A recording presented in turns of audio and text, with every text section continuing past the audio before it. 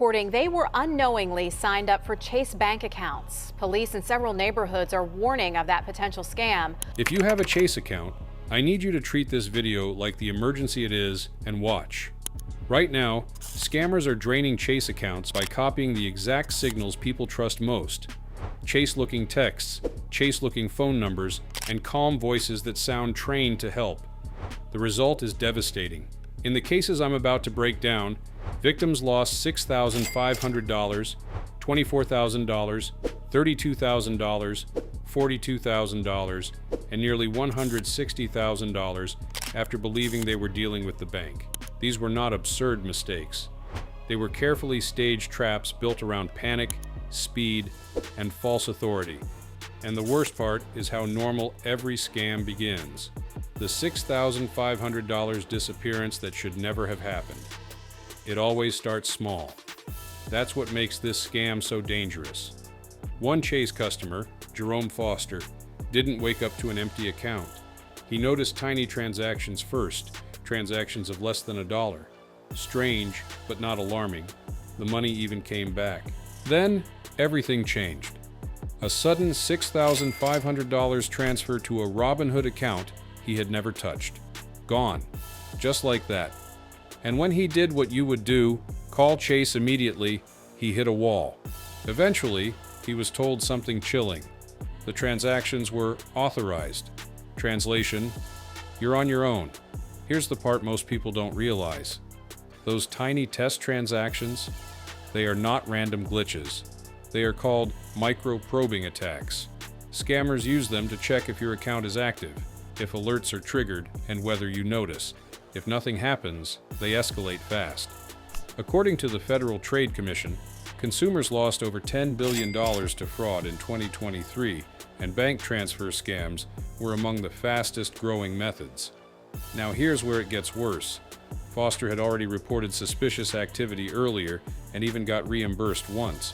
That gave him confidence the system would protect him again. But scammers rely on that assumption. They know that once a customer believes the bank has their back, they are less likely to panic early. That delay is everything. By the time large transfers happen, scammers have often already linked external accounts, passed verification layers, studied your response patterns. And here's what most people fail to understand. When you see money disappear in stages, your brain tries to rationalize it. Maybe it's a glitch. Maybe it's pending. Maybe it will reverse. That hesitation gives scammers the window they need. Now pause and think about this. You are not just protecting your password, you are protecting your reaction time. So here's exactly what I want you to do inside your Chase app right now. 1. Open Chase mobile app. 2. Tap Profile and Settings. 3. Select Alerts. 4. Enable all of the following: large transaction alerts, online payment alerts, external account linking alerts. Then go one step further most people skip. 5. Tap Security Center. 6. Turn on two-step verification for every login. 7. Review devices and remove anything unfamiliar. And here's the rule you must adopt immediately. If you see even one transaction you don't recognize, no matter how small, lock your debit card instantly. Tap Accounts, arrow, Select Account, arrow, Manage Cards, arrow, Lock Card. Do not wait. Do not assume. These scams don't begin with thousands. They begin with cents. And by the time it feels serious, it's already too late. Next, I'm going to show you how a single phone call that looked 100% real ended with $24,000 gone in minutes, and why trusting your caller ID might be the most expensive mistake you can make. The $24,000 call that looked exactly like Chase. Most people believe they would never fall for a scam call, but the reality is uncomfortable. The most dangerous calls don't feel like scams at all. They feel like help arriving at the exact moment you need it. In this case, a woman in New York received a call that appeared to come directly from Chase. It showed the official Chase number on her screen. Naturally, she answered. The voice on the other end was calm, clear, and professional. She was told there were suspicious wire transfers happening on her account, possibly from Texas. That detail matters because it immediately creates panic and urgency. You start thinking, if this is fraud, I need to act fast. Then came the instruction that changed everything. She was told she needed to reverse the transactions to protect her money. Now pause here because this is where most people get trapped. The scammer is not asking for money directly. They are positioning themselves as the solution. It feels like you are working with your bank, not against it. Chase then sent real verification codes to her phone. That's the part that makes this so convincing. The system is real. The alerts are real. The only thing that isn't real is the person guiding you. She read the codes out loud, believing she was securing her account. Instead, she was authorizing the transfer of $24,000 straight into the scammer's control. This is not a rare trick. It is one of the fastest growing attack methods right now. According to the Federal Communications Commission, spoofed calls, where scammers disguise their number to look legitimate, accounted for billions of fraudulent calls in 2023 alone. That means the number you trust on your screen cannot be trusted anymore. And here is where things get even more unsettling. When she went to a Chase branch afterward, she was told the truth plainly. The call did not come from the bank. It was spoofed. The system had been used against her, not by her. Let me break this down in a way that sticks. Caller ID is no longer proof of identity. It is just a display that can be manipulated. Scammers now use software that can clone official bank phone numbers, match timing with real fraud alerts, keep conversations steady and believable. So by the time you are on that call, everything feels aligned. The number looks right. The timing feels right. The person sounds right. That combination is what makes people comply. So here is the exact protocol I want you to follow from now on. No exceptions. If you receive a call claiming to be Chase, first, do not engage with the request. Do not answer verification questions. Do not press any buttons. Second, hang up immediately. Then take control of the situation yourself. Open your Chase app, tap Support, then tap Contact Us. Then call the number listed there, or call the number on the back of your debit card. Only trust calls that you initiate. There is one more detail most people overlook. Scammers rely on keeping you on the phone. The longer you stay, the more likely you are to comply. They will sound patient, helpful, even reassuring. That is not kindness. That is strategy. The safest move will always feel slightly inconvenient. Hanging up feels rude. Double-checking feels unnecessary. But those small actions are what separate a close call from a financial disaster. Once you give out a verification code, you have handed over control, and in the next section, I'm going to show you something even harder to accept. A man who did everything right, stayed cautious, verified details, and still lost $32,000 of his life savings. The $32,000 mistake that felt like protection. This one's hard to hear. A 28-year-old teacher had done everything right in life. He saved carefully, stayed disciplined, recently got married, and was building toward a future. Then, one phone call changed everything. The callers said they were from Chase. They built trust first. They sent texts that looked real. They referenced banking details that made everything feel legitimate. By the time they explained there was fraud on his account, he was already mentally on their side. That is how these scams work now. They don't start with pressure. They start with credibility. Then came the instruction that sounded logical in the moment. He was told his account had been compromised, and the safest move was to transfer his money into a secure account to protect it. So he did exactly that. He moved $32,000, his entire life savings, and only after everything was gone did the truth hit him. There was no secure account. There was no protection. The money was gone, and getting it back would not be simple. Here is the part most people don't understand until it's too late. From the bank's perspective, this was not fraud. It was a scam. Fraud means someone accessed your account without permission. A scam means you were convinced to move the money yourself. In many cases, that means reimbursement is limited or denied. That is exactly what happened here. He received just over $2,000 back and was left trying to recover from the loss of the remaining $30,000. Now think about that for a second. You can do what feels like the right thing and still lose everything. According to the Federal Trade Commission, Imposter scams were the #1 category of fraud in 2023, accounting for over $2.7 billion in reported losses. So if you are thinking, I would never fall for that, understand this clearly. Neither did he. The real mistake was not being careless.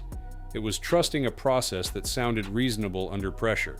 So let me give you a rule that you need to treat as non-negotiable. A legitimate bank will never ask you to move your money to another account to keep it safe. If you hear phrases like secure account, safe holding account, temporary transfer for protection, you are not being protected, you are being set up. Here is exactly what to do if you ever hear this. Stop the conversation immediately. Open your Chase app, tap Accounts, then select your account, tap Details and Settings. Then, lock your debit card, review recent transactions, check linked accounts for anything unfamiliar. After that, go to Support, arrow, Contact Us, arrow, call Chase directly. Do not continue the conversation on the incoming call. Do not try to argue or clarify, just end it. There is something else you need to recognize. Scammers are patient now. They will text, call, follow up, and guide you step by step until you feel like you are working with a real system. That is why this feels so convincing. It is designed to. And once you act, the window to recover that money closes fast. Because in the next section, I'm going to show you something even more unsettling.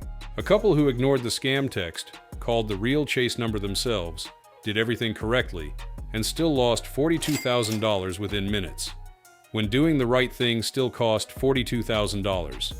This next scam victim will remove your last layer of confidence. A couple in Florida received what looked like a routine fraud alert text, the kind you've probably seen before. There was a flagged suspicious activity, but here's what makes their situation different. They did not click anything. Instead, they did exactly what every security guide tells you to do. They picked up their debit card and called the official Chase number printed on the back. That is supposed to be the safest move you can make. And for a moment, it was. They spoke to the real bank, addressed the concern, and ended the call. At that point, most people would feel reassured, but the real trap had only just begun. Minutes later, their phone rang again. This time, it appeared to be Chase calling them back. The timing made it believable. The number looked correct. The context matched the previous call. There was no obvious reason to doubt it, so they answered. The person on the other end continued the conversation as if nothing had changed. It felt like a continuation of the legitimate call they had just completed. It wasn't. The number had been spoofed, and the scammer had stepped in at the exact moment trust was at its highest. Within minutes, $42,000 was transferred out of their account through wire transactions, gone before they could react. What makes this case particularly disturbing is that they did not hand over sensitive information. They were cautious, they were alert. But the attackers exploited timing, not just trust. Investigators later pointed out something critical. The first attempt to move money was denied. The second attempt, just minutes later, was approved. That short window made all the difference. Now take a moment to process that. Even when systems flag suspicious activity, persistence can break through. And here is where this becomes personal for you. Most advice tells you to call your bank directly. That is still correct, but it is no longer enough on its own. You also need to control what happens after that call. Because scammers are now studying behavior patterns. They know that after a fraud alert, you are alert but slightly anxious. You are expecting follow-up communication. You are more likely to trust a second call. That is the window they target. So here is the protocol you need to adopt immediately after any real interaction with Chase. Once you hang up with the bank, treat every incoming call as suspicious, even if it looks identical. If Chase genuinely needs to reach you again, you can always verify it yourself. Here's how. Open your Chase app. Tap Support. Go to Secure Messages. If there is no message confirming follow-up, assume the call is not legitimate. You can also tap Profile and Settings, arrow Security Center, arrow Review, Recent Activity. If there is no alert there, do not trust the call. Another step most people miss is this. Set a personal rule that Chase conversations only happen when you initiate them. It may feel excessive, but this one habit alone can block the exact scenario that cost this couple $42,000. There is also a deeper lesson here. Security is no longer just about avoiding obvious scams. It is about managing sequence and timing. One correct decision does not protect you if the next one is made under false assumptions. And that is exactly how this attack worked. Not by breaking the system, but by stepping into it at the perfect moment. Because in the next section, I'm going to show you the most devastating case of all. Nearly $160,000 gone through something as simple as reading numbers off a text message. The code. You should never read out loud. A small business owner received a simple fraud alert text from Chase, a charge she didn't recognize, just the usual, "Did you approve this?" message. She replied no, thinking she was doing exactly what she was supposed to do. Then her phone rang. The caller ID showed Chase. The voice on the other end sounded professional, patient, and helpful. The caller explained they would issue a new debit card and just needed to verify her identity. At this point, everything still felt routine. Then came the request that changed everything. She was told she would receive a code by text and needed to read it back to confirm her identity. She did, and then she did it again, and again. Each time it felt like part of a normal security process. The caller even followed up over several days, explaining there were delays with her new card delivery and asking for verification again. The consistency made it feel official. But those codes were not for identity verification. They were authorization keys. Over the course of a week, scammers used those codes to push through multiple wire transfers, some close to $48,000 at a time. By the time she visited a Chase branch in person, it was already over. Nearly $160,000, her life savings, gone. And to make it worse, she was told her account had been so heavily used that she now owed the bank $895. You see, the thing is, no legitimate bank will ever ask you to read a one-time passcode out loud over the phone. Not Chase, and definitely not any bank. Those codes are designed for one purpose only: to confirm that you, and only you, are approving an action inside your own session. The moment you share that code, you are giving someone else the ability to act as you. According to the Cybersecurity and Infrastructure Security Agency, one-time passcode scams are among the fastest-growing social engineering attacks, with attackers increasingly relying on human interaction instead of technical hacking. Scammers are no longer trying to break into systems. They are getting you to open the door for them, and they are getting very good at it. Here is why this tactic is so effective. First, the code comes from a real system. It arrives on your phone exactly like a legitimate alert. That creates instant trust. Second, the request feels small. You are not being asked for your password or your PIN, just a code. Third, the situation feels controlled. The caller explains each step calmly, making it feel like a guided security process. By the time you question it, you have already complied. So here's exactly what you need to do moving forward. The moment you receive a verification code from Chase, treat it as private as your PIN. If anyone asks for it, do not read it, do not type it, do not forward it. End the conversation immediately, then take control. Open your Chase app. Tap Security Center. Check Recent Activity. Review any login attempts or transfers. Next, tap Accounts arrow. Select your account arrow. Manage cards arrow. Lock your card. Then call Chase directly using the number in the app or on your card. There is one more layer you should add that most people ignore. Inside the Chase app, go to Profile and Settings arrow. Privacy and Security. Enable extra verification for transfers. This adds friction to outgoing transactions, which is exactly what you want. Convenience is what scammers exploit. Friction is what protects you, because once those codes are shared, there is no undo button. And what makes this even more dangerous is how normal the interaction feels. That is why so many people fall for it. By now the pattern should be clear, and it's not what most people expect. None of these losses started with a hacker breaking into Chase. Let's hear from you. Would you have trusted that call or message if it came to you? And if you've ever received something similar, share exactly what happened. Someone reading your experience could avoid becoming the next victim. So do not wait until something happens. Stay alert and take control by liking and subscribing to this channel to know the next scams criminals are committing and how to stop it cold.